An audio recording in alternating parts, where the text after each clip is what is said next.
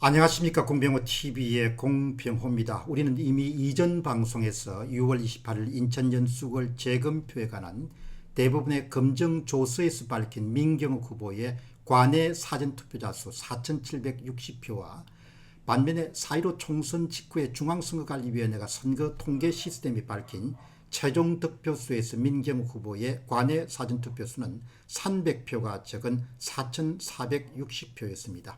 결국 4.15 총선 이후에 투표함을 인쇄된 사전투표로 갈아치우면서 백매묶음의 쇠다발이 차이가 났음을 우리가 확인할 수 있었습니다. 6월 28일 대법원의 검정조서를 분석하고 있는 원고 소송인단의 도태우 변호사는 인쇄된 사전투표지, 위조된 사전투표지 투입을 좀 다른 각도에서 분석해서 위조투표지 문제를 본격적으로 입증하기 시작했습니다.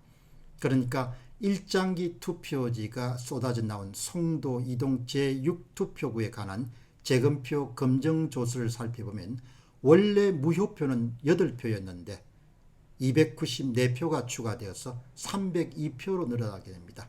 새로 추가된 무효표 294표는 투표관리관 인장에 한 글자도 알아볼 수 없을 만큼 뭉개진 일장기 당일 투표였습니다. 그런데 실제로 재검표 현장에서는 일장기 당일 투표지가 무려 1000장 넘게 나왔습니다. 그런데 어제 조슈아님과 인쇄 전문가를 모신 그런 데서 이번 재검표 현장은 4개의 테이블이 있었고 이 1000장보다 훨씬 더 많은 수천 장이 나왔지만 최대한 그런 무효표 숫자를 줄이려고 하는 천대 대법관의 노력에 의해서 수천 장이 유효표 처리됐다, 이렇게 볼 수 있겠습니다. 그렇기 때문에 이번 재검표 현장에서 검정 목록으로는 수백 장이 포함됐지만 사실상 인쇄된 사전투표지 전량에 해당하는 4만여 장이 모두 다 무효표 처리돼야 될 정도로 심각한 불법 부정선거가 자행된 겁니다. 천대엽 대법관은 일장기 당일 투표지 가운데서도 가능한 무효표 수를 최대한 낮추기 위해서 나머지는 모두 다 유효표, 합법적인 표로 간주하고 단 294장만 인정을 했습니다. 선관지 측을 봐주려고 하는 노골적인 재량권 행사로서 훗날 천대엽 대법관이 법적 처벌 대상이 될 것으로 봅니다. 송도 이동 제6투표소에서 투표한 투표자 총수는 1974명입니다. 이 가운데 1000장 이상이 인정이 뭉그러진 일장기 투표자가 나왔습니다. 여러분 상상하실 수 있겠습니까? 총 투표자 수가 1974명인데 이 가운데 1000장 정도가 그야말로 무효표로 반드시 인정해야 될 일장기 투표지가 나온 겁니다. 이것은 조작 없이는, 그러니까 도저히 투표소에서도 1000장 정도가 없었던 표입니다. 개표소에서도 1000장 정도가 없었던 표입니다. 그러니까 4.15 총선 당선이 다 발표된 이후에 만들어져서 투입된 바로 이 당일 위조 투표지가 일장기 투표지다, 이렇게 볼 수 있겠습니다. 도태우 변호사는 이렇게 논평합니다. 총 1974명이 투표한 투표구에서 발생했는데도 투표 시, 개표 시 아무런 말이 나오지 않고 일체 다른 의견도 없었다는 것을 누가 믿겠습니까? 저 표들은 투표되고 개표된 진짜 표일 수가 없습니다. 개표 이후에 그리고 정거 보전 이전에 감시도 허술한 틈에 인위적인 발표 수치를 맞추기 위해서 대량으로 급조된 가짜 투표지, 인쇄된 투표지를 우겨 넣다가 벌어진 실수의 흔적으로 볼 수 있겠습니다. 누가 가짜 투표지를 이렇게 대량으로 교체해 넣을 수 있겠습니까? 부정선거 범죄 세력뿐입니다.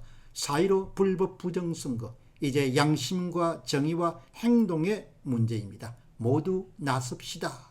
이것이 바로 원고 변호인단의 일원으로 활동하고 있는 도태우 변호사가 중앙선거관리위원회 발표 자료와 그리고 4.15 총선 당선작을 발표한 다음에 중앙선거관리위원회가 공식적으로 발표한 자료를 비교하면서 우리에게 제시하는 그런 내용입니다.